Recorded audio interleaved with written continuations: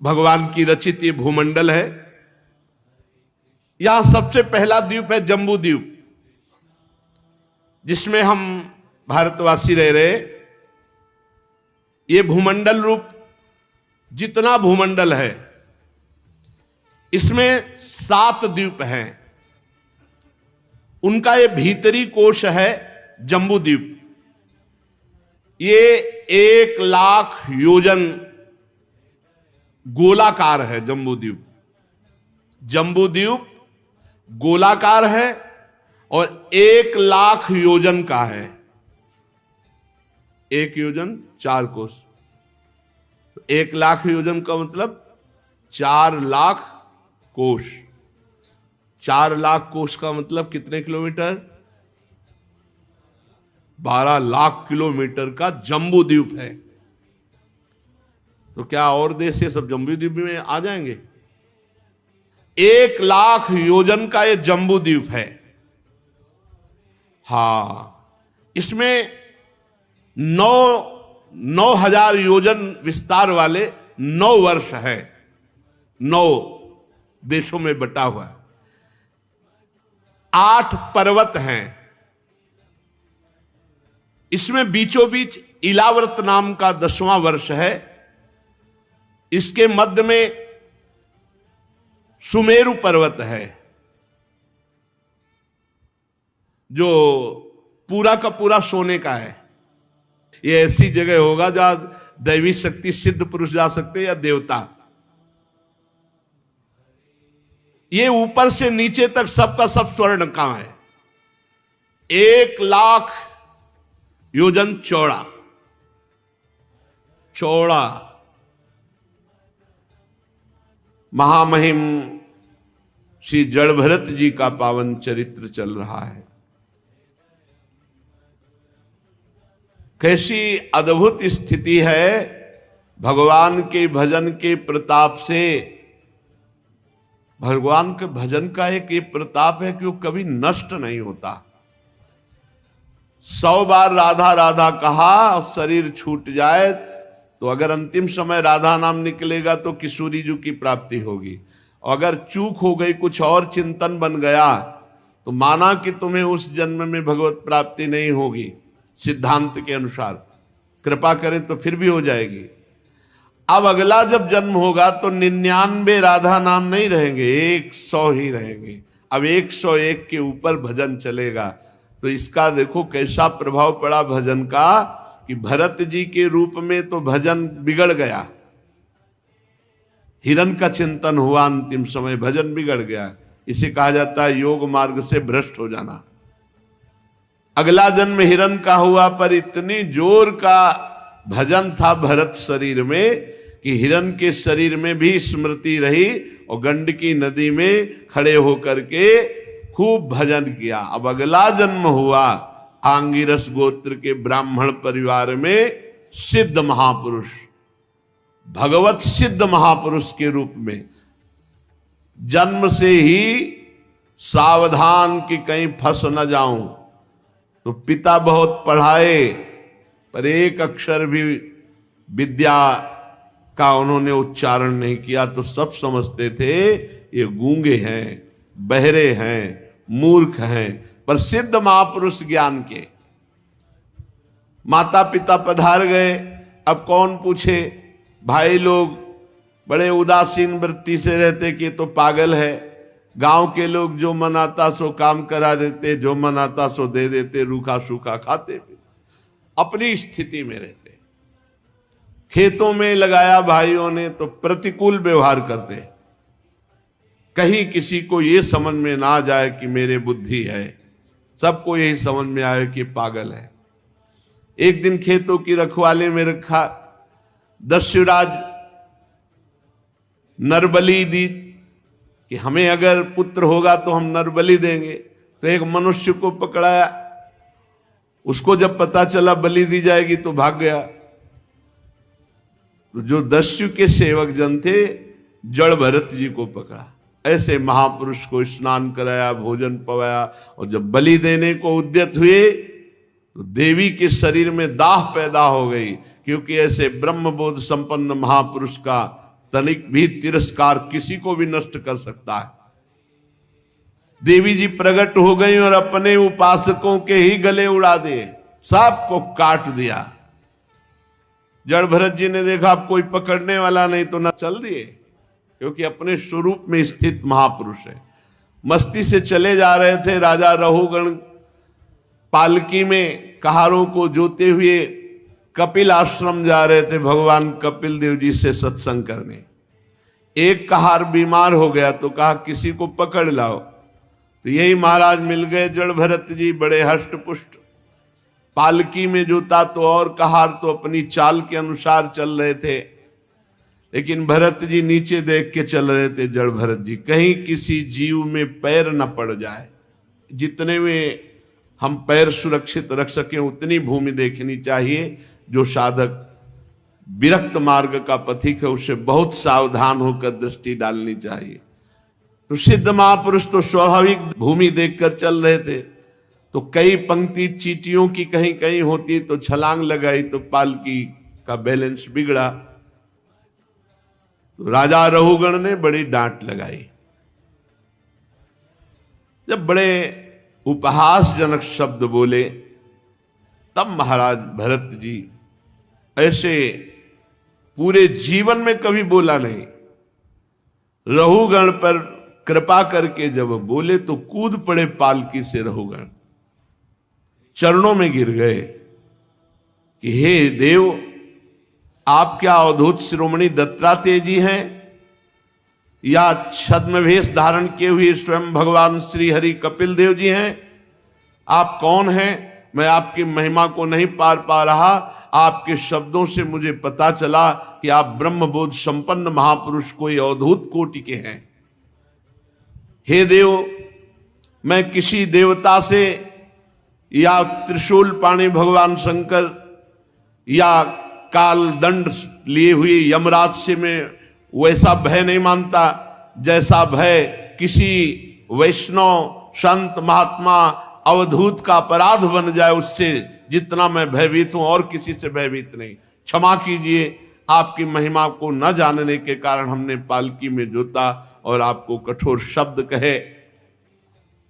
नमो नमः कारण विग्रहाय स्वरूप तुच्छीकृत विग्रहाय, नमो अवधूत द्विजबंधुलिंग निगूढ़ नित्यानुभवाय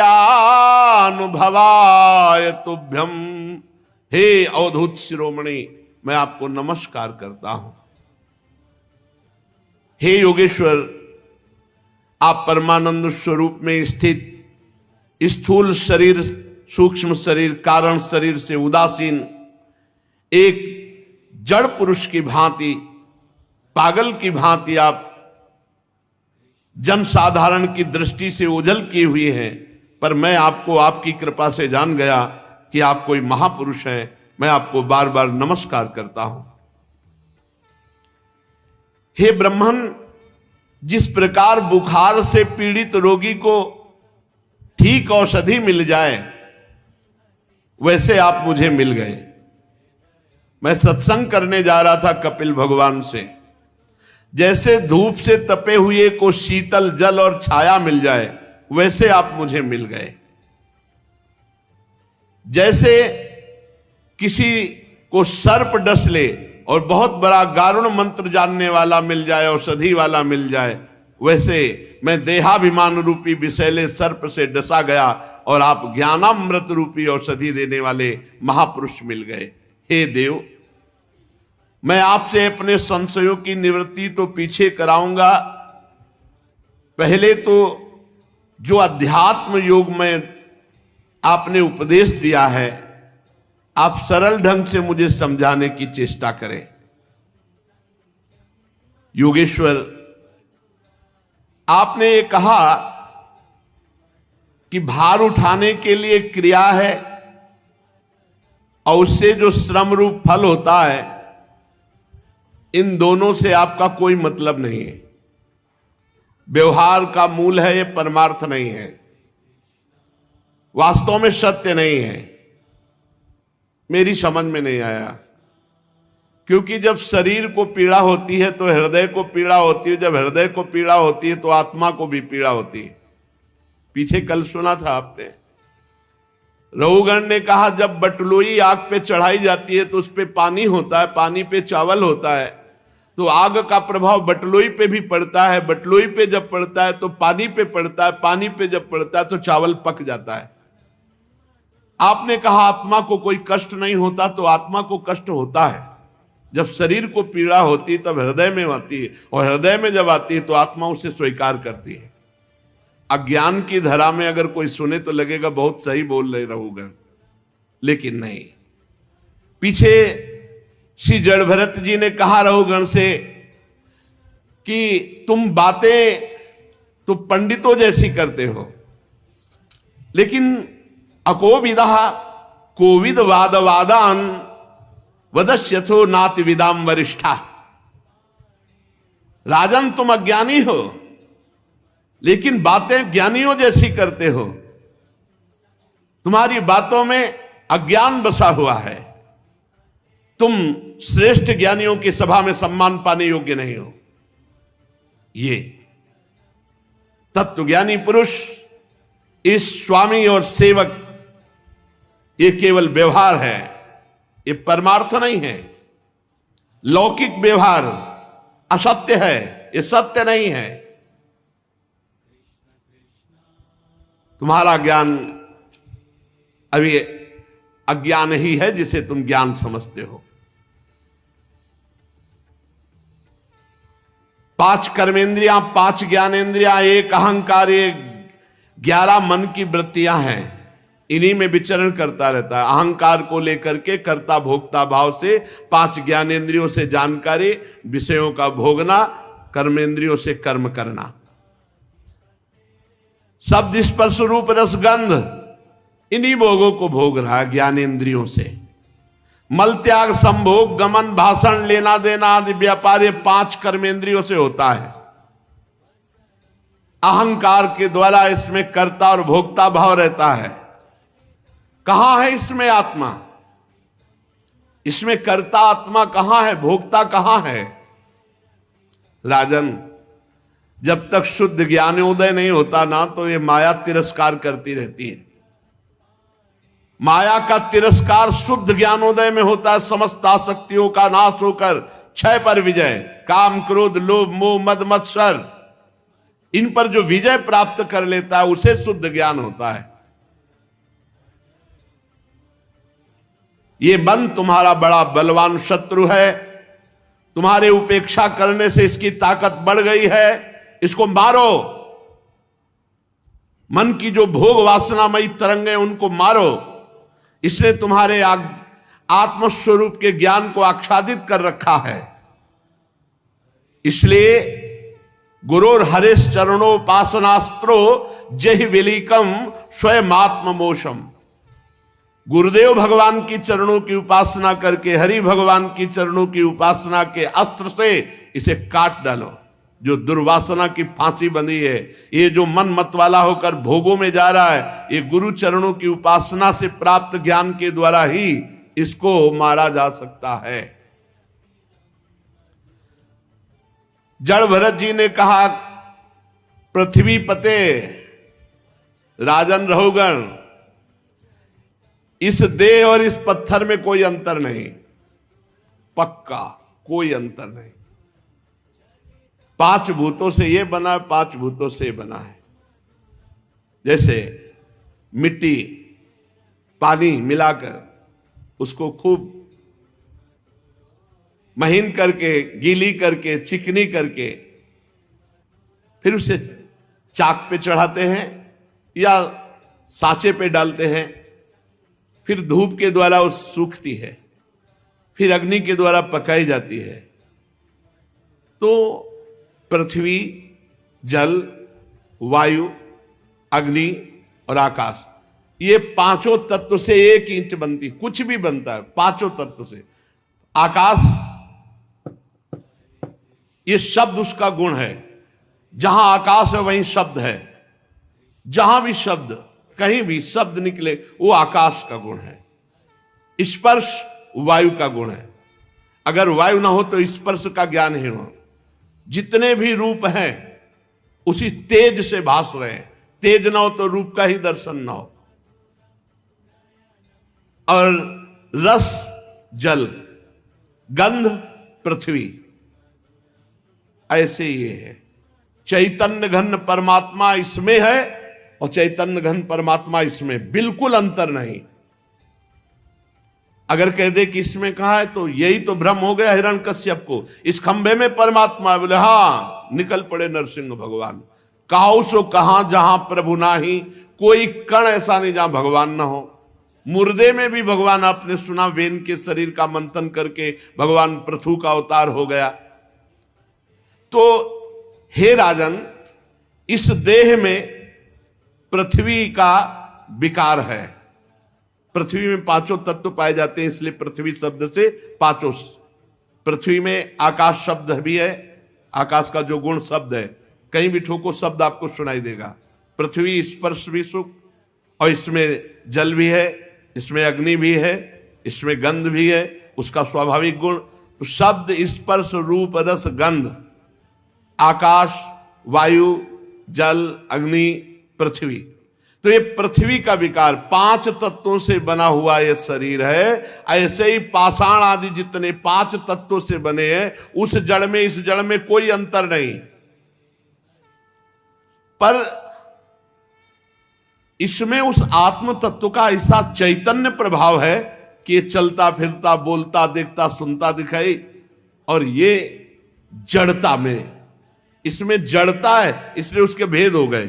जड़ चैतन्य, चलने फिरने वाले और जड़, लेकिन आत्मा भी उसमें है और पंचभूत भी उसमें है। आत्मा भी यही है और पंचभूत, इसमें कोई अंतर नहीं। शुद्ध ज्ञान।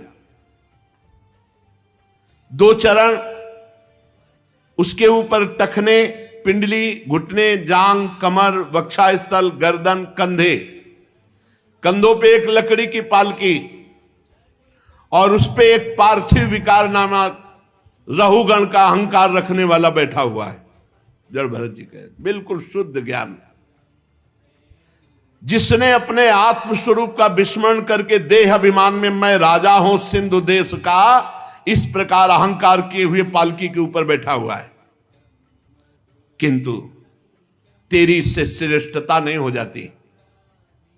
वास्तव में तू बड़ा क्रूर निर्दयी अहंकारी है। अपने ही समान शरीर वालों को पालकी में जोत कर ऊपर पालकी में बैठा हुआ केवल अहंकार भरी बातें करता है, ज्ञानियों की जैसी। महापुरुषों के सामने बढ़ बढ़कर बातें बनाता है, लोगों की रक्षा करने वाला बनता है। क्या तू लोगों की रक्षा करने वाला है? देख, चराचर जगत उसी भगवान से उत्पन्न होते हैं, उसी भगवान में रहते हैं, उसी भगवान में लीन हो जाते हैं। ये व्यवहार के सिवा और क्या इसमें सत्य है? पृथ्वी शब्द का व्यवहार मिथ्या, क्योंकि वो परमात्मा है, पृथ्वी नहीं। व्यवहार में पृथ्वी नहीं, वो परमात्मा स्वरूप है। जब पृथ्वी नहीं थी तब परमात्मा था, जब पृथ्वी नहीं रहेगी तब परमात्मा। तो बीच में पृथ्वी कौन बना? परमात्मा ही। ये शुद्ध ज्ञान, शुद्ध ज्ञान। पृथ्वी की सत्ता कैसे सिद्ध हो सकती है बिना परमात्मा के? परमाणु अविद्यावश मन से ही कल्पना किए हुए हैं, वास्तव में उनकी सत्ता नहीं। अणु अणु परमाणु, ये केवल परमात्मा है। एक एक अणु अणु में परमात्मा विराजमान है। छोटा मोटा बड़ा, ये सब व्यवहार की स्थिति है, ये सब द्वैत प्रपंच है। द्रव्य स्वभाव आशय काल कर्म नाम वाली भगवान की ये माया का खेल है। विशुद्ध परमार्थ अद्वितीय, भीतर बाहर एकमात्र सत्य सच्चिदानंद परमात्मा के सिवा कुछ नहीं। वही निर्विकार, वही भगवान, वही वासुदेव, वही परमात्मा, वही ब्रह्म कहा जाता है। रहुगण ने मानो प्रार्थना की कि प्रभु ये मुझे कैसे ज्ञान हो, कौन सा साधन करूं जिससे मुझे शुद्ध ज्ञान की प्राप्ति हो जाए। तो रहुगण तत्तपसा नयाति न चेज्जया निरूपणात् गृहाद्वा न छंदसा नैव जलाग्नि सूर्य बिना महत्पाद रजोभिषेकम। रहुगण, ये जो मैं शुद्ध ज्ञान वर्णन कर रहा हूं, ये गृहस्थोचित धर्म का अनुष्ठान करने से नहीं, वेदाध्ययन से नहीं, जल अग्नि सूर्य चंद्रमा की उपासना से नहीं, ये महापुरुषों की चरण धूल के स्नान करने से प्राप्त होता है। अर्थात भगवत प्राप्त महात्माओं का जब तक संग नहीं होगा, उनकी चरण सेवा नहीं होगी, उनकी कृपा नहीं होगी, तब तक ये शुद्ध तत्वबोध नहीं प्राप्त हो सकता। महापुरुषों की समाज में सर्वलोक महेश्वर परम पवित्र भगवान श्री हरि की कथा होती रहती है। जो भगवान की कथा सुनता रहता है, रोज सत्संग सुनता है, ये विषय भोगों का आकर्षण भाव उनके पास फटकने नहीं पाता। जब भगवान की महामहिम लीला कथा रोज कानों से सुनी जाती है, तो हृदय में आकांक्षा जाग उठती है कि मैं भी भगवत प्राप्ति करूं, मैं भी भजन करूं, मैं भी गंदे आचरण छोड़कर भगवान को प्राप्त होऊं। देखो रहुगण, मैं पूर्व जन्म में चक्रवर्ती सम्राट महाराजाधिराज भरत नाम से प्रसिद्ध था। मैंने भगवान के लिए लौकिक पारलौकिक दोनों भोगों को छोड़ा, परंतु एक मृग में आसक्ति हो गई और मैं परमार्थ से भ्रष्ट हो गया और मेरा अगला जन्म मृग का हुआ। पर भगवान की आराधना कभी विफल नहीं होती, इसलिए मृग शरीर में मैं भजन परायण रहा और अब इस समय में जीवन मुक्त महापुरुष। ये कृपा होती है जो अपने जनों को महापुरुष जन अपनी स्थिति बता देते हैं। अब मैं जन संसर्ग से बचकर गुप्त रूप से विचरता हूं। महापुरुषों का सत्संग प्राप्त हो जाए तो मोह बंधन का नाश होकर इसी जन्म में जीवन मुक्त हो जाए। श्री हरि की लीला कथाओं को श्रवण करो, निरंतर भगवत स्मृति परायण रहो, तो इस संसार को पार करके अपने स्वरूप में स्थित हो जाओगे। क्या उपाय बताया? भगवत प्रेमी महात्माओं की चरण सेवा, उनका संग, भगवान की लीला कथा श्रवण और निरंतर भगवान का नाम जप स्मरण। जड़ भरत जी ने कहा, राजन, ये जो जीव समुदाय है, ये सुख भोगने के लिए व्यक्ति वस्तु स्थान मारा घूम रहा है, कैसे सुख लूं, और सुख अंदर है और बाहर वो सुख खोज रहा है, कभी नहीं मिलेगा। जन्म जन्मांतर हो गए भटकते हुए, कभी नहीं मिलेगा। वो देश देशांतर में घूम फिरकर व्यापार करने वाले व्यापारियों के दल के समान भागता रहता है, ये देश वो विदेश, रुपया रुपया। और रुपया किस लिए? भोग के लिए। रुपया इकट्ठा करते करते मर गया, भोग भोगते भोगते मर गया, कुछ हाथ नहीं लगा, कोई अनुभव हाथ नहीं, फिर नया जन्म, फिर वही। इसकी दृष्टि ये समझ नहीं पाती कि सतोगुण रजोगुण तमोगुण के भेद से उसके अंतःकरण को बार बार आकर्षित करके जगत में लगाया जा रहा है। वो कर्मों में भटकता भटकता इस ऐसे संसार रूपी जंगल में आ गया है कि जहां तनिक भी शांति नहीं। इस जंगल में 6 डाकू हर समय तैनात रहते हैं, काम क्रोध लोभ मोह मद मत्सर, और ये लूटते रहते हैं। पुण्य तपस्या साधन भजन का फल ये लूटते रहते हैं, ये ठग है। और मानो इस वणिक समाज का नायक बहुत दुष्ट है। वणिक माने व्यापारी, व्यापार माने क्रियाएं, क्रियाएं करने वाले कौन? कर्मेंद्रियां, कराने वाले कौन? ज्ञानेंद्रियां, और इनका नायक कौन? मन। बड़ा दुष्ट है। ये क्या करता है? बहुत ध्यान से सुनो। ये अपने समुदाय को इन लुटेरों के हाथ समर्पित कर देता है। काम क्रोध लोभ मोह मद मत्सर ये लुटेरे हैं, तो ये मन इंद्रियों के सहित जीव जो आसक्त है अंतःकरण में, उसको इनके हवाले कर देता है। मन कहता है इसको भोगोगे बहुत सुख मिलेगा, ये छीन लो बहुत सुख मिलेगा। बड़े बड़े ऐसे अपराध करवाता रहता है। ये मन मिल गया है 6 चोरों से, काम क्रोध लोभ मोह मद मत्सर। ये भेड़ियों के झुंड के समान जो नाना प्रकार की वासनाएं दुर्वासनाएं हैं, हमको भुला करके उसी बगीचे में ले गए जहां ये दुष्ट भेड़िए घेरे हुए खड़े हैं, दुर्वासनाएं जहां हैं। असावधान देख करके ये भेड़िए हमला बोल देते हैं और हमें मार देते, परमार्थ रहित कर देते, बुद्धि भ्रष्ट हो जाती है। नाना प्रकार के पापाचरण करने वालों को सत्संग से डर लगता है, साधु समाज में कोई श्रद्धा नहीं रहती, भगवान के नाम जप करने की बात सोच ही नहीं सकते। ये मल ऐसे भेड़ियों के बीच में डाल देता है वासना का क्रिया। अरे बलवान बनो, बुद्धि को शुद्ध रखो, अपने सनातन धर्म को समझो, उपासना को समझो, शास्त्रों को समझो, ऐसे मत बनो, मजाक मत बनो। धर्म का मजाक जहां बनाया जा रहा है, तुम मजाक मत बनो।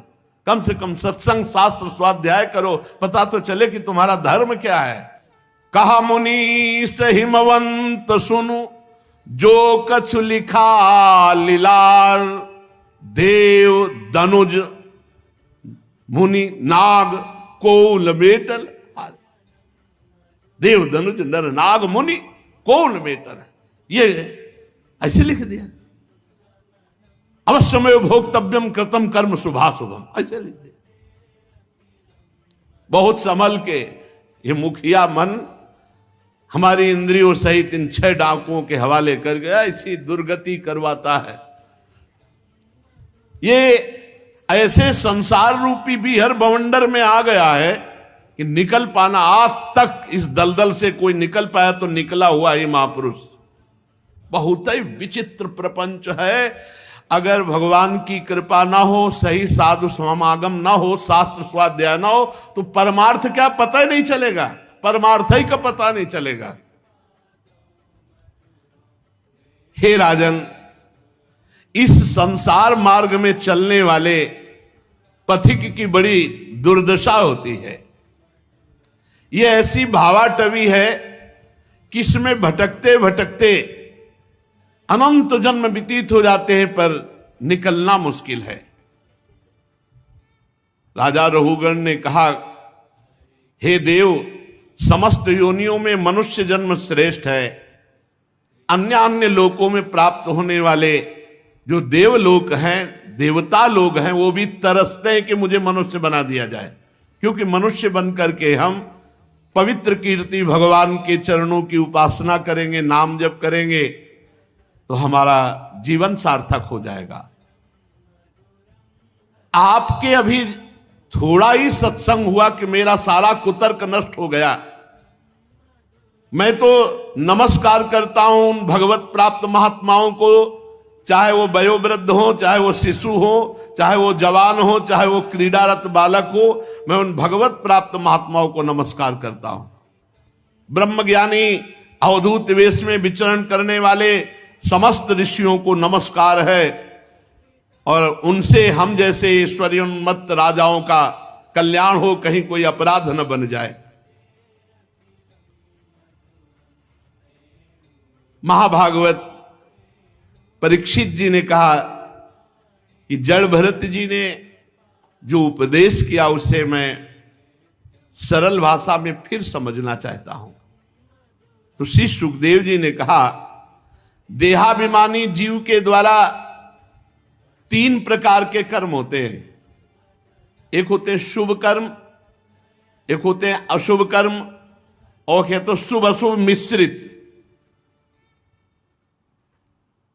उन कर्मों के द्वारा जो भोग मिलना है वो निश्चित मिलेगा, पक्का समझ लो।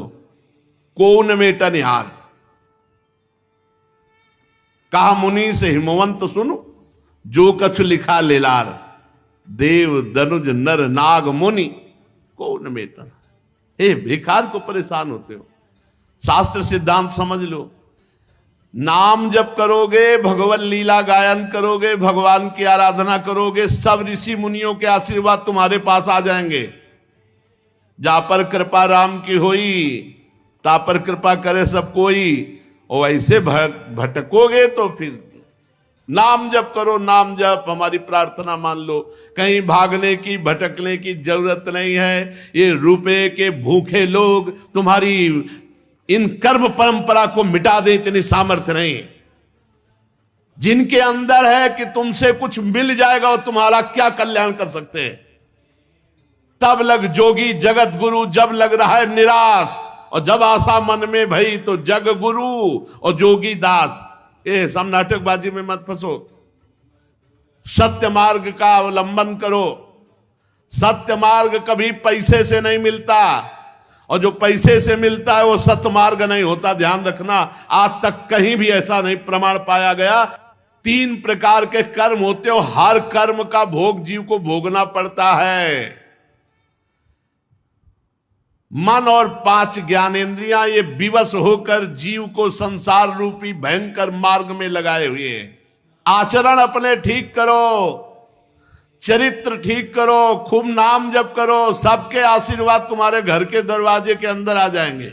कहीं नहीं जाना, भागने की जरूरत नहीं। सब विश्वास कर लो, हमारी बात पर विश्वास। और भजन न करो तो चाहे जहां भाग के चले आओ, कुछ नहीं होने वाला। पापाचरण करने वाला कहीं भी भाग के जाए, उसको कहीं शांति नहीं मिल सकती। और नाम जप करने वाला कहीं भी बैठ जाए, वहीं तीर्थ हो जाएगा, वहीं पवित्रता हो जाएगी। जो भगवान श्री हरि गुरुदेव के चरणारविंद रूपी मकरंद मधु का रसिक है, वो मन सहित 6 इंद्रिय, मन सहित 5 ज्ञानेंद्रियां तो 6, इन 6 को 6 डाकुओं से बचा लेता है। काम क्रोध लोभ मोह मद मत्सर, सारे पाप इसी से होते हैं। संसार में जो बहुत कष्ट उठाकर धन कमाया जाता है, उस धन का प्रयोग होना चाहिए परम पुरुष भगवान की आराधना के भाव से। कोई बीमार है उसकी सेवा में लगा दो, सर्दी है कपड़ा नहीं उसको पहना दो, भूखा है भोजन दे दो। धन की सार्थकता भगवान श्री हरि की भावना से परोपकार में खर्चा करने से है। किंतु मनुष्य की बुद्धि इतनी विवेक रहित हो गई है कि वो धन का प्रयोग विलासिता में करता है, इंद्रियों की विलासिता में, भोगों में। सूंघना, स्वाद लेना, स्पर्श करना, सूंघना, संकल्प विकल्प निश्चय, बस ये भोगों की तरफ, भोगों में फंसाकर उसके जीवन की श्वासें लूट ली। और उसका जो सार भाव कि हमें परमानंद की प्राप्ति भगवान की तरफ करनी थी, तो भोगों की तरफ रत हो गया। ये संसार में रहने वाले कुटुंबीजन, स्त्री पुत्र आदि, ये कोई अपने नहीं, ये भगवान ही आए इन रूपों में। भगवत भाव कर लो तो काम बन जाएगा। अगर मेरी स्त्री, मेरे पति, मेरे पुत्र, मेरे परिवार, तो 4 दिन की चांदनी मेरे मेरे करते करते शरीर छूट जाएगा और फिर कोई साथ नहीं। यहां से अकेले जाना है, कोई परिचय नहीं होगा, कोई परिचय नहीं होगा। पूज्य श्री राधा बाबा जी ने ध्यान के द्वारा देखा, एक सेठ परिचय के थे, उनका शरीर छूटा तो फिर कुछ समय बाद कुत्ता बन करके, तो उन्हीं के घर के लड़के जब डंडे से मारते तो बाबा पुचकारते हो, कहते पहले कहते थे भजन कर लियो, अब नहीं किया। मानते थे लड़का बच्चा, देख डंडा मार रहे हैं, अब भजन कर ले, राधा राधा राधा। तो धन्य है वो श्वान पुत्र जो बाबा के दृष्टि में आ गया। ये परिवार केवल भगवत भाव करके, सेवा करके भगवत प्राप्ति के लिए है। अगर ऐसा भाव नहीं कर पाए तो यही तुम्हारी दुर्गति का कारण बन जाएगा। ये गृहस्थाश्रम कर्मों की पिटारी है, और इस पूरी पिटारी में आग लग जाए तभी बात बनेगी।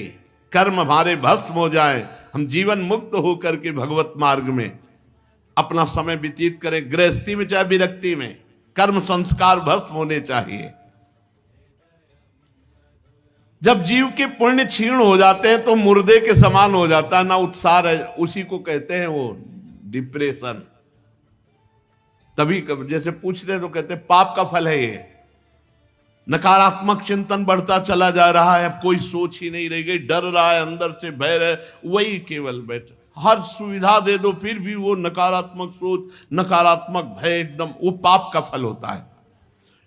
जब जीव के पुण्य नष्ट हो जाते हैं तो मुर्दे के समान। अरे सबसे बड़ा पुण्य राधा राधा राधा राधा, इससे बड़ा कोई पुण्य नहीं, कमा लो, खूब कमाओ, देखो आनंदित हो जाओगे। एक भाई कह रहे थे कि हम जेल 2 बार हो आए, वो अपनी व्याख्या कर रहे थे, मैं बहुत गंदे आचरण वाला आदमी, लेकिन 1.5 वर्ष से जब से आपका सत्संग सुना तो राधा राधा रटने लगा। बोले अब आगे की स्थिति को पता नहीं, पर इतना मजा आता है, बोले इतना नशा चढ़ता है कि सब नशे छूट गए। बहुत अच्छा लगता है हमको जब ऐसे लोग कि हम अपने असत आचरणों को छोड़कर भगवान, और ये इसमें कोई संशय नहीं है, घोर पापाचारी जो राम नहीं कह पाते थे वो मरा मरा कह के महान हो गए, तो भैया राधा राधा कहकर जो हरि जपते हैं राधा नाम, वो राधा राधा कहकर तुम्हारा मंगल हो जाए, इसमें संशय क्या। ये असत पुरुषों के संग से बुद्धि बिगड़ जाती है, और ये दूसरों का अन्न, दूसरों का रुपया, दूसरों का भोग ये छीन करके खाने की चेष्टा करता है।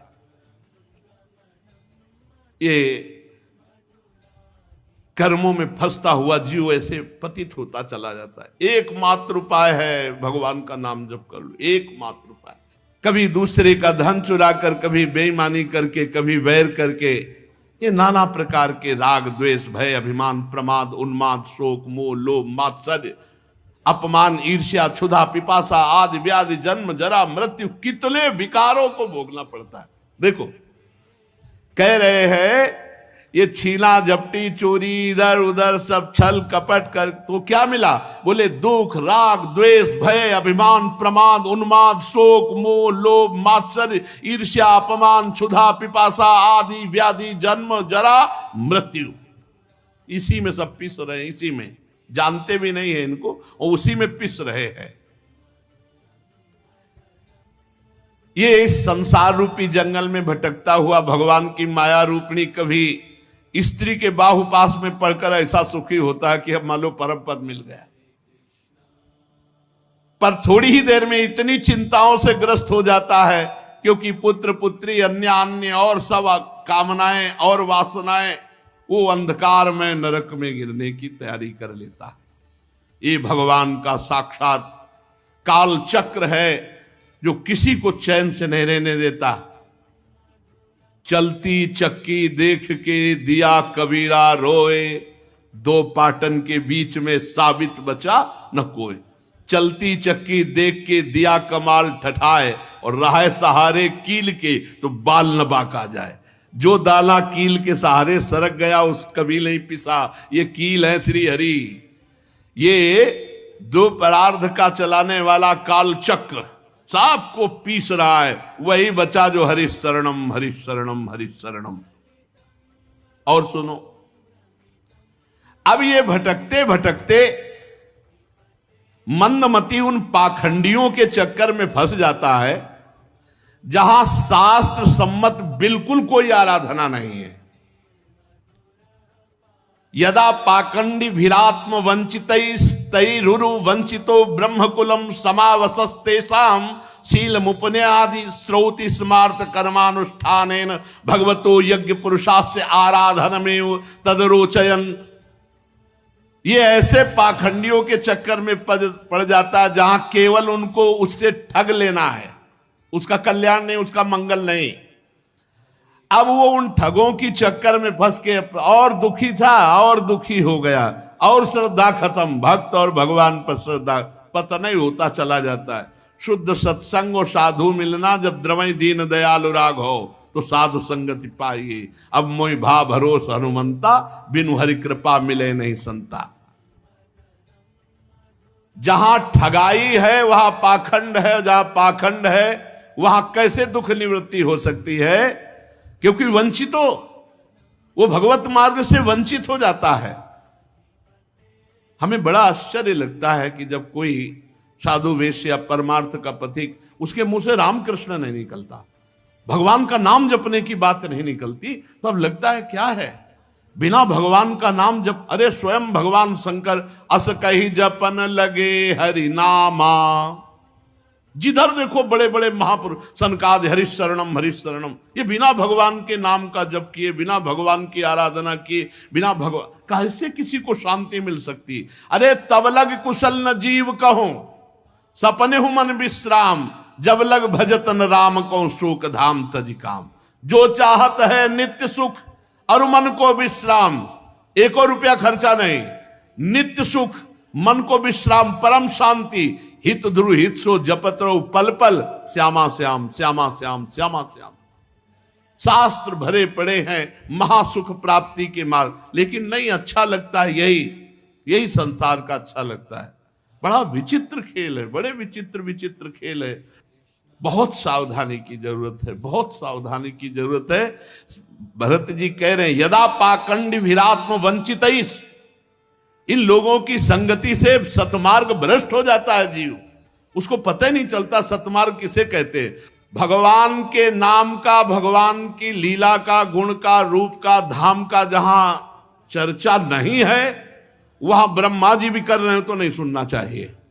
भगवान की महिमा जा, स्वयं भगवान शंकर अमृतमयी भगवान की कथा करते हैं, अम्बा पार्वती जी प्रश्न करती, सनक सनंदन सनातन सनत कुमार, चारों ऋषि में एक प्रवक्ता बन जाते, 3 श्रोता बन जा। निरंतर बड़े बड़े महापुरुषों के देखो भगवान के पावन चरित्र नाम गुणगान होते। आज कलयुग में ऐसे ही से चल पड़े हैं कि ना भगवान की महिमा से ना उसको साधन बताएंगे कि इतने माला नाम जप करो, इतना भगवत कथा का पाठ करो, ऐसे करो, नहीं, बस वो पता नहीं कौन सा भगवान की लीला चल पड़ी है जो बिल्कुल परमार्थ से विमुख करने वाले। इसलिए सबसे प्रार्थना है कि भरत जी महाराज कह रहे कि भगवत प्रेमी महात्माओं के संग से भगवान के नाम गुण रूप लीला धाम का चिंतन करोगे तो अपने आत्मस्वरूप को जान पाओगे। इधर उधर भटकने की जरूरत नहीं। तुम्हें दुख दूर करना है तो खूब नाम जप करो।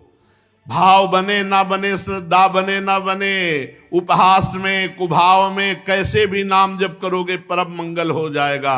भगवान श्री हरि बड़े कृपालु हैं, किशोरी जी बड़ी कृपालु हैं, उन्हीं की कृपा से हम पार होंगे। इधर उधर मन वृत्ति नहीं। ये नहीं कि कोई तुम्हारे शरीर में दर्द हो रहा है तो कहीं तुम्हें झरवाने की जरूरत है। डॉक्टर के पास जाओ, दवा लो, खूब भजन करो, प्रारब्ध भोग लो और शुभ अशुभ कर्म को नष्ट करके भगवत प्राप्ति करो। पक्की बात समझ लो। रामकृष्ण परमहंस जी के गले में कैंसर था, आद्या शक्ति जगदम्बा से सीधे बात करते थे, भद्रकाली से सीधे बात करते थे। तो कौन सा मंत्र उनके पास नहीं था जब अम्बा सीधे बात कर रही हैं, तो कौन सा मंत्र। इसलिए इधर उधर की भटकन छोड़ो प्यारे आत्मस्वरूप भाइयों, केवल भगवान के चरणारविंद का आश्रय और नाम जप, यही परम मंगल करेगा त्रिभुवन में, और कहीं कोई मंगल नहीं कर सकता। अगर कोई मंगल है तो नाम बल है, भगवान का चरणों का आश्रय का बल है, दूसरा कुछ नहीं है। अगर भगवान से विमुख जीव है तो त्रिभुवन में कोई आज तक भगवान के विमुख को रख सका हो, हमें बता देना। देवराज इंद्र का पुत्र जयंत भगवत विरोध किया, जानकी जी का अपराध किया तो त्रिभुवन में भाग के गया, कहीं अगर उसे शांति मिली तो बताओ। जयंत के अम्बरीश जी का अपराध किया, दुर्वासा जी ने, त्रिभुवन में भाग के गए, कहीं शांति मिली, कोई रखने के लिए तैयार हो तो बताओ। तो भगवान से विमुख होकर तुम्हें कौन शांति प्रदान कर देगा। तो भगवान की शरण में खूब नाम जप करो, तुम्हारा मंगल होगा और आशीर्वादों की भीड़ लग जाएगी।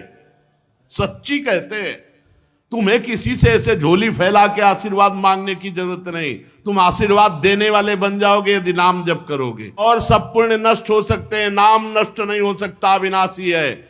सब कुछ छूट गया लेकिन भरत जी महाराज का भजन नहीं छूटा, हिरण बनने पर भी भजन होता रहा और अगला जन्म ब्रह्मबोध संपन्न महापुरुष के रूप में हुआ।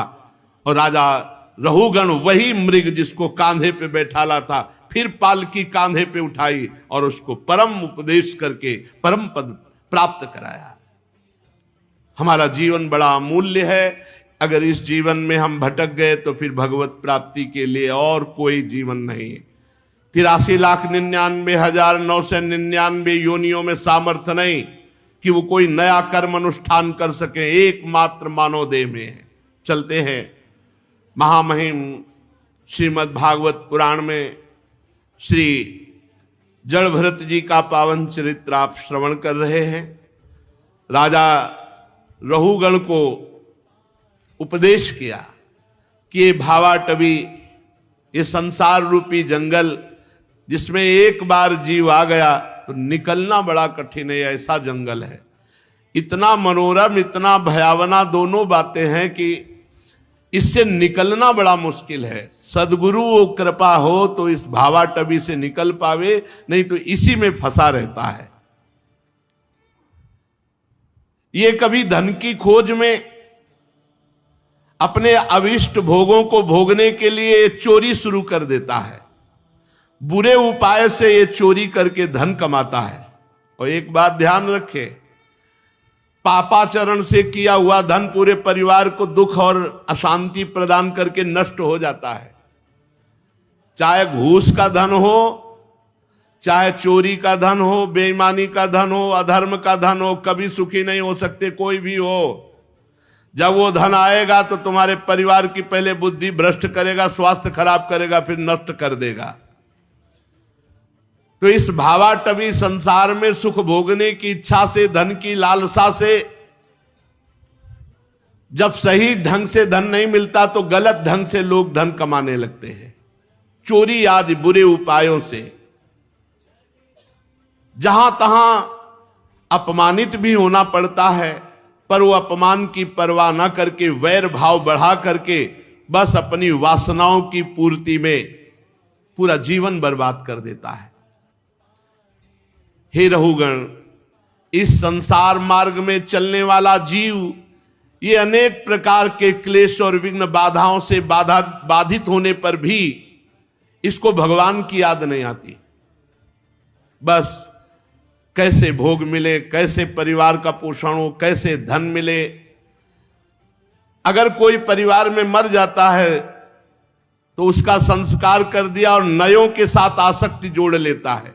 जो नए जन्मे, नए रिश्ते, उनमें आसक्ति जोड़ लेता है।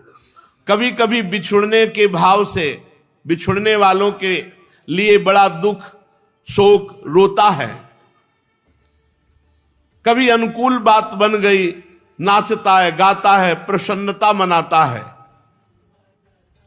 पूरा जीवन इसी शोक में, हर्ष में, भोग में, धन में, पारिवारिक जनों में ऐसे व्यतीत कर देता। उसे भगवान की याद नहीं आती कि मैं गर्भ में वादा करके आया हूं कि अब की बार भजन ऐसा करूंगा कि दोबारा गर्भ में ना पड़े।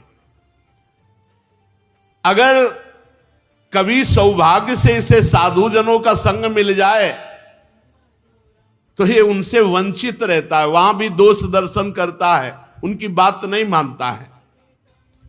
ये निरंतर संसार मार्ग में आगे बढ़ता रहता है। हे राजन, जहां से इसकी यात्रा आरंभ हुई थी वो आज तक वहां नहीं पहुंच पाया, आगे ही बढ़ता चला जा रहा है। अभी तक ये नहीं लौटा। यात्रा कहां से शुरू हुई थी? परमात्मा से। परमात्मा से भोग की तरफ यात्रा हुई, आज तक परमात्मा की तरफ नहीं लौट पाए। जिन्होंने सब वासनाओं का त्याग कर दिया, वह निवृत्ति प्राण संयत आत्मा मुनिजन ही लौट पाते हैं परमात्मा तक। चाहे कोई बड़े बड़े यज्ञों का अनुष्ठान कर ले, हे राजर्ष, परमात्मा तक गति नहीं हो सकती। चाहे संग्राम भूमि में युद्ध करके, प्राण परित्याग करके, ये मैं, ये मेरी, ऐसे अभिमान, इनको भी परमात्मा की प्राप्ति नहीं होती। लोक लोकांतर के सुख भले मिल जाएं, इसलिए जो संसार से पार होना चाहते हैं वे अपने पाप और पुण्य कर्म दोनों को भस्म कर दे और निरंतर भजन करते हुए भगवान को प्राप्त करें। परमात्मा की प्राप्ति का उपाय पुण्य और पाप दोनों भस्म हो जाएं। शरण निरापक पद रमित सकल अशुभ शुभ नंस और देत सहज निश्चल भगत सु जय जय श्री हरिवंश। संसार मार्ग में भटकते हुए प्राणी को यदि साधु संग मिल जाए और भजन में लग जाए तो जहां से चला था वहीं अपने घर लौट जाए। ये परम धाम हमारा घर है, प्रिया प्रीतम हमारे घर वाले हैं। अगर हम प्रिया प्रीतम तक नहीं पहुंचे तो फिर अन्य योनियों में हमारे को ऐसा साधन करने को नहीं मिलेगा। महाराज जड़ भरत जी के उपदेश से अज्ञान की ग्रंथि का भेदन हुआ रहुगण का, और वो परम पद को प्राप्त हुआ। राजर्षि भरत के विषय में ज्ञानी जन ऐसा कहते हैं कि जैसे गरुण जी की होड़ कोई मक्खी नहीं कर सकती, ऐसे महात्मा भरत जी की होड़ कोई राजा मन से भी नहीं कर सकता। जैसे गरुण जी की होड़ कोई मक्खी नहीं कर सकती, ऐसे जड़ भरत जी की होड़ कोई राजर्षि नहीं कर सकता। उन्होंने युवावस्था में ही अपनी पत्नी पुत्र आदि सबका त्याग करके भगवान के लिए साधन किया और तीसरे जन्म में भगवत प्राप्त महात्मा हुए। जो महाराज भरत जी का, जड़ भरत जी का पावन चरित्र सुनेगा, उसकी अकाल मृत्यु नष्ट हो जाएगी। वो अकाल मृत्यु को प्राप्त नहीं होगा, उसका यश बढ़ेगा, और यदि वो भगवान का आश्रय लेकर भजन करने वाला बने तो मोक्ष या प्रेम को भी प्राप्त होगा। जो जड़ भरत जी के पावन चरित्र को सुनेगा या सुनाएगा, उसको यदि कोई अन्य कामना भी है तो उस कामना की पूर्ति हो जाएगी। श्री सुखदेव जी कहते, राजन, भरत जी का पुत्र सुमति हुआ, उसने अपने बाबा ऋषभ देव जी का ही अनुसरण किया। भरत जी के पिता भगवान ऋषभ देव जी थे, तो भरत जी के पुत्र सुमति ने ठीक जैसे ऋषभ देव भगवान परमहंसों की चर्या में जीवन व्यतीत किया, ऐसे ही कलयुग में बहुत से पाखंडी लोग, अनाद्य पुरुष अपनी दुष्ट बुद्धि से वेद विरुद्ध कल्पना करके ऐसे आचरण करेंगे। सामर्थ्य नहीं है वैसे आचरण करने की, पर जो दिखावे के लिए वो से पाखंड कहते हैं। पाखंडी लोग ऐसा, जैसा सुमति जी ने वास्तविक भगवान ऋषभ देव जी के मार्ग का अनुसरण करके परमहंसचर्या अपनाई, तो पाखंडी लोग वेद विरुद्ध आचरण करेंगे। सुमति जी के पुत्र देवताजित नामक एक हुए।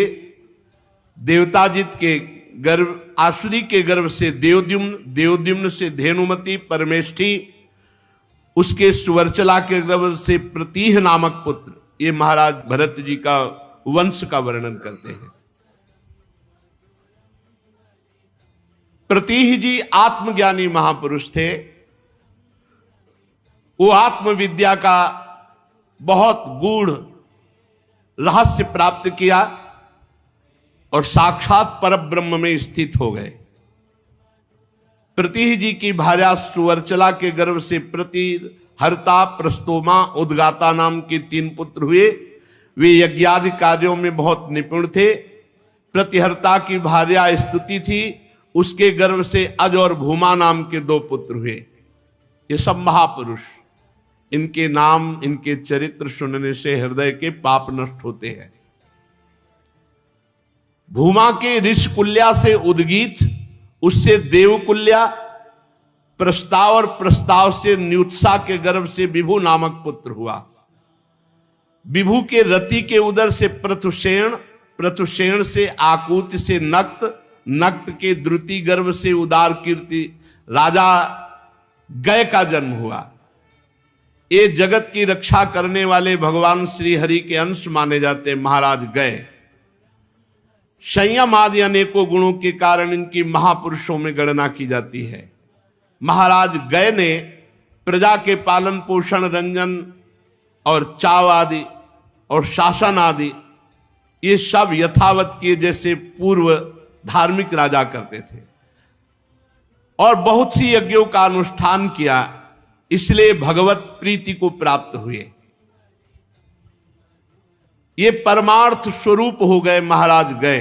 देखो पहले गृहस्थी में रहकर धर्मानुष्ठान, नाम जप, बड़े बड़े पवित्र आचरण, तो आत्मज्ञानी, बड़े भगवत प्रेमी महात्मा के रूप में गृहस्थ में रहते। गृहस्थ होते हुए आत्मज्ञानी, परम भगवत प्रेमी। जो लोग आज कहते हैं कि अरे हम तो गृहस्थ कोई नीच आश्रम है क्या? इसी से बड़े बड़े परमहंस प्रकट होते हैं, और बड़े बड़े परमहंसों के उदर का पोषण गृहस्थों से होता है, और बड़े बड़े परमहंस गृहस्थों में हुए हैं। जो भगवान के चिंतन में निरंतर रत रहता है, उसका अहम भाव नष्ट हो जाता है, और वो निराभिमान होकर गृहस्थ में रहते हुए भी महात्मा होता है। महाराज राजर्षि गए इसी कोटि के महान राजा हुए, गृहस्थ में होते हुए भी भगवत प्राप्त महात्मा। महाराज गए की बराबरी कौन कर सकता है? जो निरंतर राज्य कार्य में रत होते हुए भी भगवान के चिंतन में रत थे।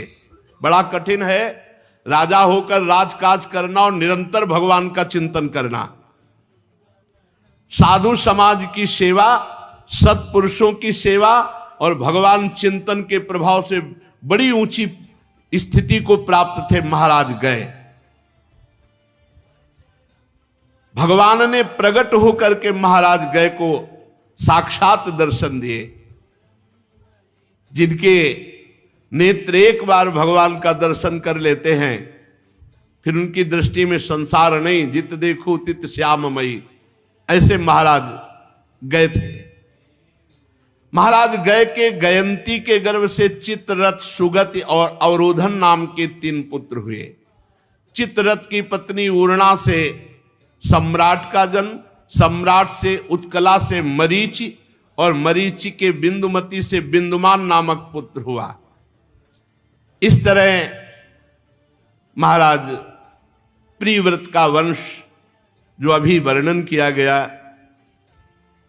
जैसे उत्तानपाद के वंश में महान ध्रुव, अंगादि, ऐसे उनके बड़े भाई प्रियव्रत के अंश में भगवान ऋषभदेव जी, भरत जी, और ये जो अभी बड़े बड़े महान राजाओं का वर्णन हुआ।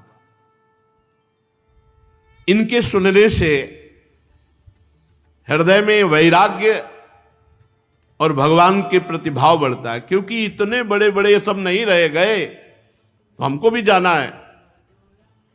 हमें जाना है तो भगवान का भजन करके जाना है, भगवान का नाम कीर्तन, भगवान का यश, भगवान की लीला कथा सुनकर भगवत भक्ति हृदय में धारण करके। राजा परीक्षित ने कहा महाराज श्री सुखदेव जी से कि जहां सूर्य का प्रकाश है, जहां तक तारागण और चंद्रदेव दिख पड़ते हैं, मैं ये जानना चाहता हूं कितना लंबा भूमंडल है, इसका माप क्या है भूमंडल का।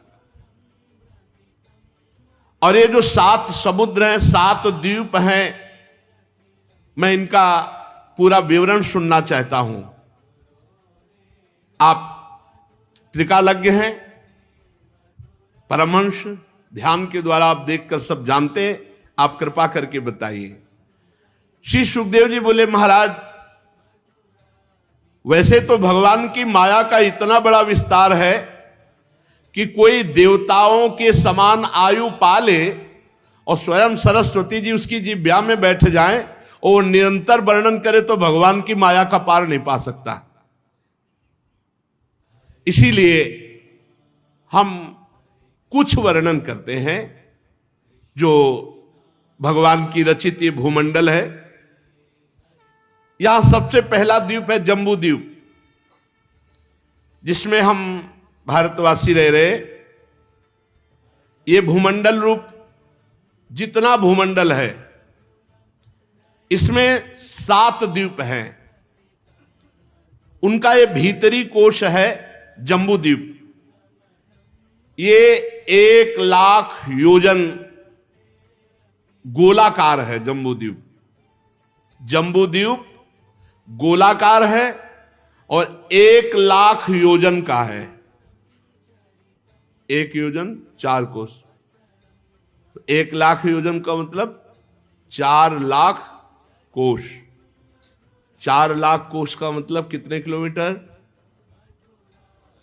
12 लाख किलोमीटर का जम्बू द्वीप है। तो क्या और देश ये सब जम्बू द्वीप में आ जाएंगे? 1 लाख योजन का ये जम्बू द्वीप है। हाँ, इसमें 9,000 योजन विस्तार वाले 9 वर्ष है, 9 देशों में बटा हुआ है। 8 पर्वत हैं। इसमें बीचों बीच इलाव्रत नाम का 10वां वर्ष है। इसके मध्य में सुमेरु पर्वत है, जो पूरा का पूरा सोने का है। ये ऐसी जगह होगा जहां दैवी शक्ति सिद्ध पुरुष जा सकते हैं या देवता। ये ऊपर से नीचे तक सबका सब स्वर्ण का है। 1 लाख योजन चौड़ा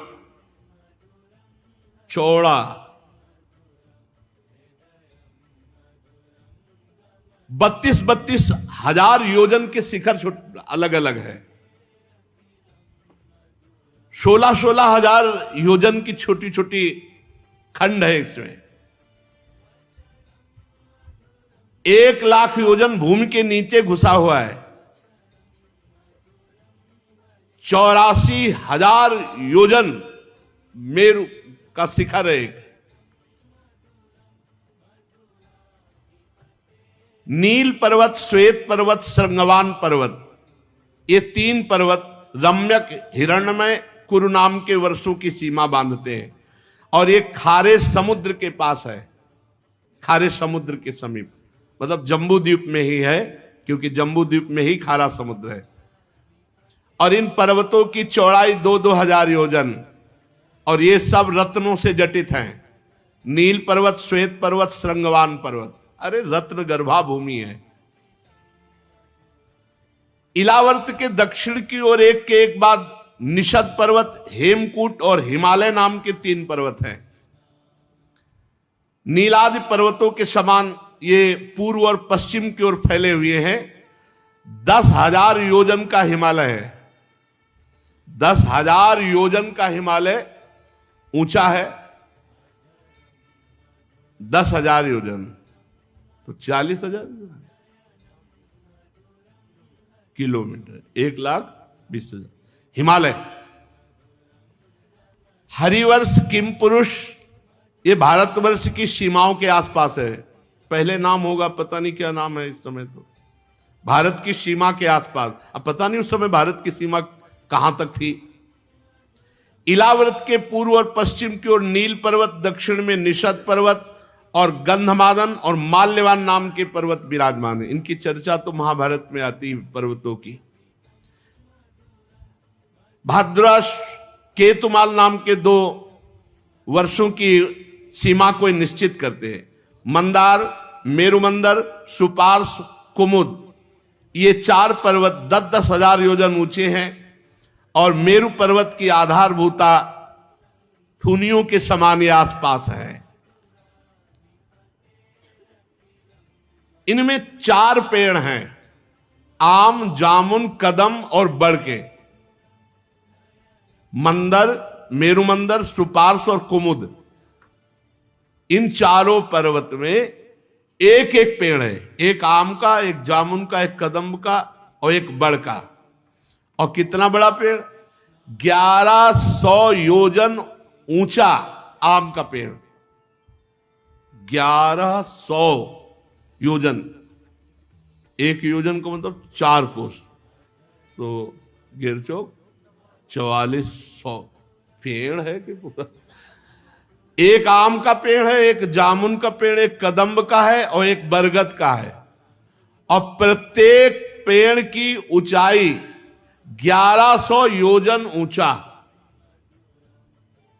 मतलब 1100 मतलब घेर चौको 4400 नहीं, 1100 तो 4400 और 4400 के किलोमीटर अगर गिने जाए, आए आप बताओ, इतनी बड़ा पेड़ है तो फिर। और 11,000 योजन ऊंची शाखाएं हैं। और मोटाई 100 योजन की है, 100 योजन की मोटाई। और इनसे धाराएं गिरती रहती है, दूध की, शहद की, ईख के रस की और शरबत की, मीठे जल की। इन चारों पेड़ों से दूध की और मधु की और ईख के रस की, मीठे के जल की। पापी पुरुष थोड़ी जाते होंगे या तो सब दिव्यात्मा जाते। इन वृक्षों से नदियां बहती हैं, ऐसी धारा निकल रही, दूध की धारा, शहद की धारा, ईख की धारा, मीठे जल की धारा। हाँ देखो लिखा है, इनका सेवन केवल देवता, सिद्ध पुरुष और यक्ष यही कर सकते, मनुष्य नहीं। मनुष्य के भाग्य में नहीं है, ये है देवता, सिद्ध, यक्ष। नंदन, चैत्ररथ, वैभ्राजक, सर्वतोभद्र नाम के 4 दिव्य उपवन भी हैं। यहां केवल देवताओं का प्रवेश होता है, अप्सराओं का प्रवेश होता है। मंदराचल की गोद में जो आम का वृक्ष है वो 1100 योजन ऊंचा, 100 योजन मोटा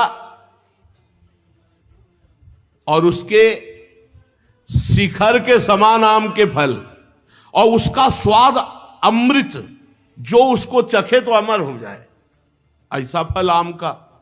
जब वो फटता है तो मीठा मीठा लाल रस इतना निकलता है कि अरुणोदा नाम की नदी बहती है, आम के रस की, अरुणोदा नाम की नदी। मीठे मीठे फल गिरते हैं, कितने? बोले शिखर के समान बड़े बड़े, फट फट करके उनसे नदी मंदराचल के शिखर से गिरते हैं। और ये वो नदी बहती है, इसमें केवल पार्वती जी और पार्वती जी की सखियां वही स्नान करती है इस आम के रस में। हाँ तभी तो कहां पहुंच पाओगे। तो उनके अंगों से सुगंध निकलती रहती है, ऐसा सौरभ युक्त, और उससे नदी को स्पर्श करके बहने वाली वायु 10-10 योजन तक सारे देश को सुगंधित रखती है। और इसकी जो मिट्टी जमती है वो जानते हो क्या बनती है? सोना। आम के रस की जो मिट्टी जमती है वो सोना। तो बताया था कि आम का और अब जामुन का वृक्ष जो है बिना गुठली का फल, और वो भी कई विशाल हाथी एक साथ अगर खड़े हो जाएं तो उस फल का, ऐसा जामुन का, और वो जब ऊंचे से गिरता है तो वो भी फट जाता है, तो जम्बू नाम की नदी प्रकट होती है। और जाम्बू नद नाम का इसमें भी स्वर्ण प्रकट होता है, जाम्बू नद नाम का स्वर्ण। मेरु मंदर पर्वत के 10,000 योजन ऊंचे शिखर से गिरकर ये इलावर्त भूमि को सींचती हुई ये जाम्बू नाम की नदी बहती है। उस नदी के दोनों किनारों की मिट्टी जब रस से भीग करके सूर्य की गर्मी से सूख जाती है तो वही जाम्बू नद नाम का सोना बन जाता है। तो वहां सोने की खाने हैं। यहां देवता, गंधर्व, अप्सरा इसी सोने से मुकुट, कंकण, करधनी, आभूषण ये सब बनाते हैं। सुपार्श्व पर्वत पर जो कदम्ब का वृक्ष है उसके 5 कोटरे हैं, और उन कोटरों से शहद की धारा बहती है। और वो धारा ऐसी बहती है जैसे 5 पुर की मोटाई एक धारा। पुर गांव में खेती सींचने के लिए पहले प्रयोग होते थे, अब तो नए जमाने के लोग जानते नहीं होंगे। इतना बड़ा होता था चमड़े का, और उसे आए राम तो कुआं में डाला, और जब वो भर गया तो खींचे गए, तो राम राम राम राम राम राम राम, आए राम गए राम, आए राम गए। बहुत पवित्र जीवन किसान का होता है, भर भर के। तो 5 पुर एक साथ, तो वो जो धारा निकलेगी, ऐसी 5 धाराएं कदम्ब के वृक्ष से शहद की निकलती हैं। वो सुपार्श्व के शिखर से गिरकर इलावर्त के पश्चिमी भाग को सुवासित करती हुई बहती है। और इसमें इनके आसपास जो लोग रहते हैं वो मधु पान करते हैं, शहद पान करते हैं। तो जहां शास्त्रों में मधुपान आया, लोग उसे समझ नहीं पाते। मधुपान का मतलब है शहद, और लोग उसे मधुशाला से जोड़ते हैं। जैसे लिखा है, अंबाजी कह रहे हैं शुम्भ निशुम्भ से, जब तक मैं मधुपान कर रही हूं ऐ दुष्ट, तब तक तू गरज ले, और जहां मैं मधुपान कर चुकी इसके बाद तू एक शब्द नहीं बोल पाएगा। तो उस समय मधुपान, मधु, इस शहद, जहां जहां मधु की बात आती है तो लोग उसे जोड़ते हैं मधुशाला, मतलब शराब से, निकृष्ट बुद्धि। मधुपान मतलब शहद पान करना। उनके मुख से निकली हुई वायु चारों ओर सुगंध फैलाती है।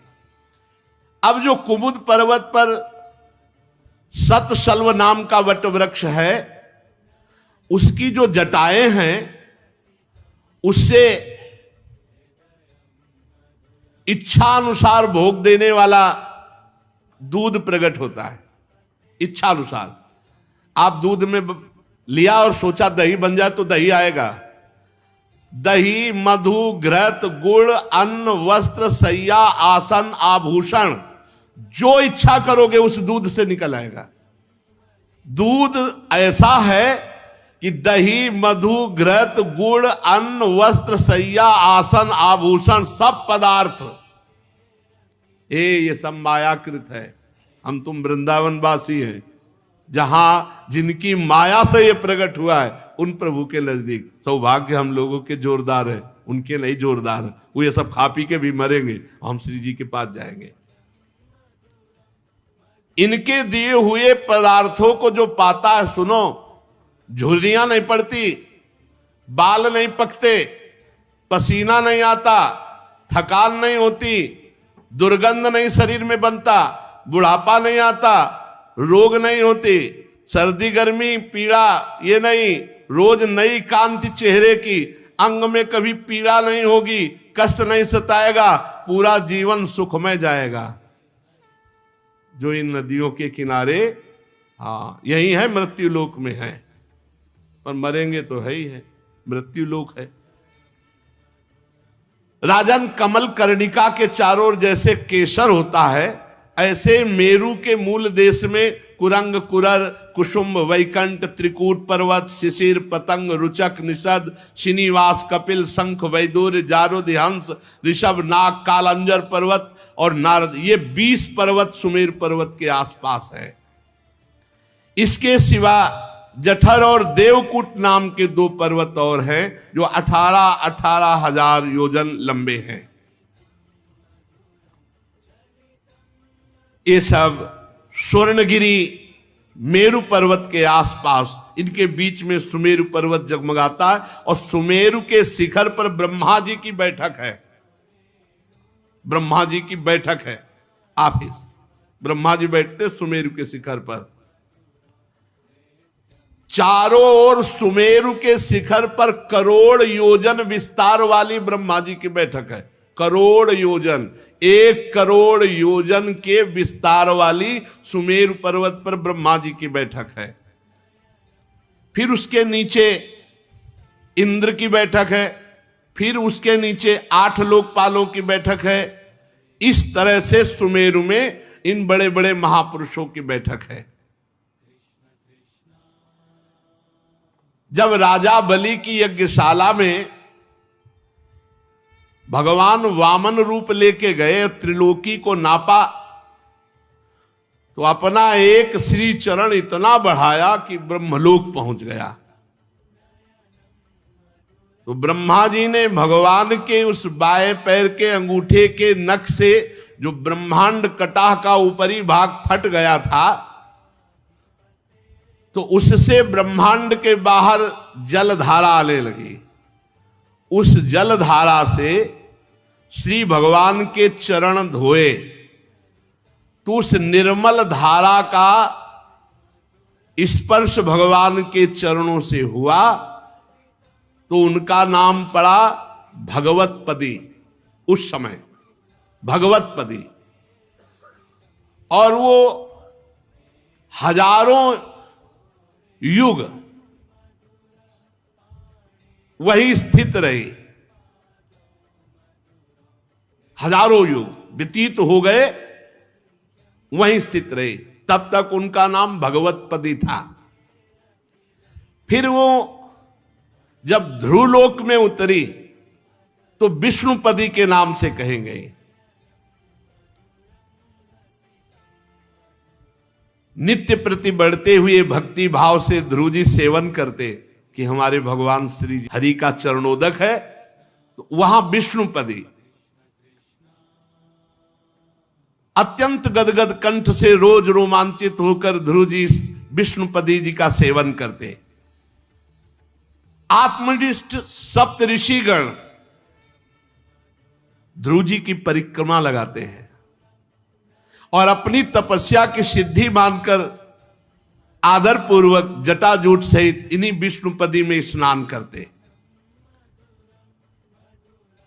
निष्काम हृदय, भगवान की प्रेम भक्ति बढ़ाने वाली, वैराग्य सुदृढ़ करने वाली, आत्मज्ञान प्रदान करने वाली ये विष्णुपदी जी वहां से करोड़ों विमानों को तितर वितर करती हुई, चंद्रमंडल को आप्लावित करती हुई मेरु के शिखर पर जब ब्रह्मा जी की पुरी में आई तब उनका नाम गंगा हुआ। पहले भगवतपदी, फिर विष्णुपदी, और फिर जब ब्रह्मलोक में आई तब गंगा हुआ। और ये 4 भागों में विभक्त हो गई। सीता, अलकनंदा, चक्षु और भद्रा, गंगा जी 4 नामों से ब्रह्मलोक में विभक्त हो गई। सीता नदी, अलकनंदा नदी, चक्षु नदी और भद्रा नदी 4 दिशाओं में बहने लगी। सीता ब्रह्मपुरी से गिरकर केसराचलों के सर्वोच्च शिखरों पर होकर नीचे की ओर बहती हुई गंधमादन के शिखरों पर गिरती हुई भद्रासवर्ष को प्लावित करती हुई खारे समुद्र में जा मिली। इसी प्रकार चक्षु माल्यवान के शिखर पर पहुंचकर वहां से बेरोक टोक केतुमाल वर्ष में बहती हुई पश्चिम में जाकर समुद्र में जा मिली। मेरु पर्वत के शिखर पर उत्तर की ओर गिरती हुई पर्वत से दूसरे पर्वत पर जाती हुई श्रृंगवान शिखर से गिरकर उत्तर कुरुदेश में उत्तर के समुद्र में जाकर के भद्रा जी मिल गई। अलकनंदा जी ब्रह्मपुरी से दक्षिण की ओर गिरकर गिर शिखरों को लांघती हुई हेमकूट पर्वत पर पहुंची और वहां हिमालय के शिखर पर विराजमान हुई। भारतवर्ष में प्रवाहित होती हुई फिर जाकर के मिली। जो भारतवर्ष में प्रवाहित हुई गंगा जी, इनके स्नान मात्र से अज्ञान का नाश, पाप का नाश होकर और एक एक गोते में अश्वमेध यज्ञ, राजस्व यज्ञ का फल प्राप्त होता है। भारतवर्ष सबसे श्रेष्ठ इसीलिए कर्म भूमि है क्योंकि जहां गंगा जी प्रवाहित हो रही है। 8 वर्ष तो स्वर्गवासी पुरुषों के बचे हुए भोग भूमि है, केवल भारतवर्ष ही कर्म भूमि है। जो और वर्ष है ये भोग भूमि है, केवल भारतवर्ष कर्म भूमि है। देवतुल्य मनुष्य भोग केवल भोग रहे हैं अन्य देशों में, यहां केवल कर्म भूमि। इसीलिए भारत महान। गंगा जी ब्रह्मलोक से भगीरथ जी की पावन तपस्या के द्वारा भूतल पर आए। अगर भगीरथ जी तपस्या ना करते तो गंगा जी ब्रह्मलोक में ही स्थित रहती। उन्हीं की भारी तपस्या से भगवान महादेव जी ने प्रसन्न होकर अपनी जटाओं में रोका और जटाओं से फिर गंगा जी हमारे इस भारत देश में प्रवाहित हुई। बड़ा पावन देश है जहां गंगा यमुना। यार अपना काम बना लो इस जन्म में, खूब अच्छे आचरण करो, नाम जप करो, सत्संग सुनो, मन की जो गलत वृत्तियां हैं उनका आंतरिक विरोध करो। नहीं भाई, मुझे बहुत जन्म व्यतीत हो गए तेरी सलाह से कार्य करते हुए, अब तो हम हरि गुरु की आज्ञा में चले, और नाम जप करोगे तो आपको बल मिलेगा मन से लड़ने का, और इसी जन्म में मंगल मूड में भगवान की प्राप्ति कर लो। बहुत सुंदर पावन देश में जन्म हुआ, जहाँ गंगा यमुना, जहाँ एक से एक परमहंस, एक से एक भगवत प्रेमी महात्मा। अब हमारा मानव जन्म व्यर्थ ना जाना चाहिए। खूब राधा राधा नाम जप करो, अपने आचरणों को पवित्र रखो। शेष चर्चा आगे। श्री राधा वल्लभ लाल की।